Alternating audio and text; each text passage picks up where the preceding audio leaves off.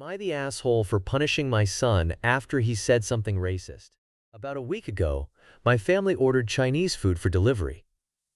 When the delivery driver arrived, my daughter was taking the cat upstairs to keep it away from the food. My son loudly exclaimed, "Make sure to hide the cat from the Chinese guy." I was at the door receiving the food and heard him clearly. The delivery driver also heard him and looked upset. I quickly apologized and took the food. Afterward, I told my son that racist jokes are completely unacceptable and wrong. However, he refused to acknowledge that he did anything wrong.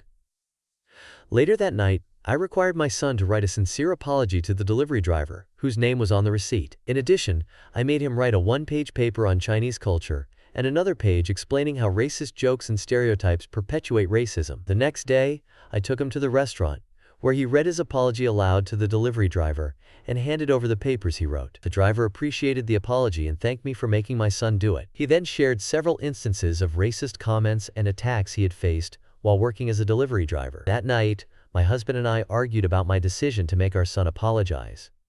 He felt it was embarrassing for our son, saying the punishment didn't fit the crime. I argued that it was far more embarrassing for the driver to deal with such racism, and that my son would eventually get over his embarrassment. I do not condone any kind of hateful thinking in our home, and I was embarrassed by my son's remark. My husband insisted it was just a joke and not a big deal. While I wonder if I overreacted, I believe it's crucial for my son to understand why what he said was wrong and hurtful.